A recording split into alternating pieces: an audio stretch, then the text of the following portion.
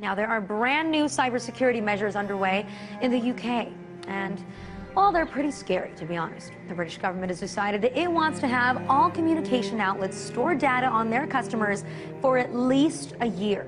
So that's going to allow the government to have access to every email, every phone call, everyone's entire internet history. Now, don't worry. The government promises that this won't create a super database. It'll simply give authorities the ability to investigate a suspect activity that would lead to crime or potential act of terrorism. Now, the interesting part about the whole thing is that just last December, the Labour government was against this legislation. Back in May, the two major political parties came up with a coalition agreement mentioning internet privacy concerns. And the document says that the government will end the storage of internet and email records without good reason. And now suddenly they have a good reason? You know, the worst part of it all is that I wish that we could be pointing fingers at the UK right now. I wish that we could be saying, shame on them, how dare they? But our government really isn't any better. You know, in September, the Obama administration sought to obtain even further powers than they already have to spy on all internet communications by requiring ISPs to make it technically capable to have a backdoor into emails, encrypted communications, even Skype. But I guess the funniest / saddest part of it all is that laws, rules, regulations, well, they never seem to have stopped our government before. The NSA has been wiretapping and spying on us for years. So maybe the British government is just being more honest about it. But what do you think would be next if the government had unprecedented freedom to change internet law? Will they try to curb other freedoms, per se? Exactly. This is something that we in the Pirate Party are very worried about. We're living increasingly in a surveillance society where everything we do online and offline is recorded and spied onto by the government. And we have to decide as a society how much power we want to give to the government to do things like this. And we think that this bill is definitely going far too far. Won't these kinds of regulations be difficult to police? How would they keep track of such things? Well, this is something that the government don't really seem to have understood. What they want is for copyright holders, rather than the police, to have the right to look at your computer and find out what you're doing online, which means that because everybody writes things and puts them on the internet, everybody is a copyright holder. So, effectively, everybody would be given the right to spy on everybody else. And surely this can't be right. And as you see it, what impact do you think it would have on freedom of speech? Does it add to growing surveillance of the population? Well, copyright is inherently a freedom of speech issue. If you say that words in a certain order belong to somebody and nobody else can use those words, then obviously everybody else's freedom of speech is reduced. And we think that freedom of speech is something that's much more important than the profits of a few big media companies. And we really need to fight for the rights of the individual to stand up against these big companies and have rights to use whatever words they want, say what they want, and if they want to use songs, let them use songs.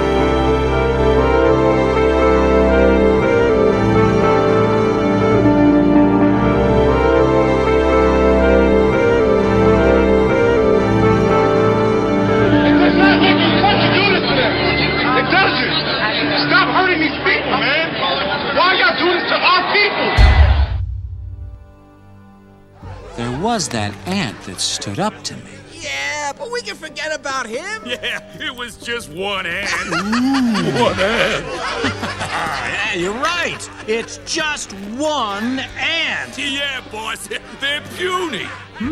Puny? Say, let's pretend this grain is a puny little ant. Did that hurt? Nope. Well, how about this one? Are you kidding?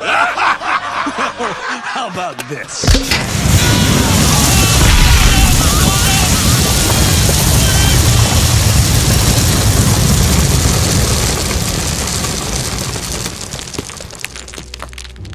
You let one ant stand up to us, then they all might stand up.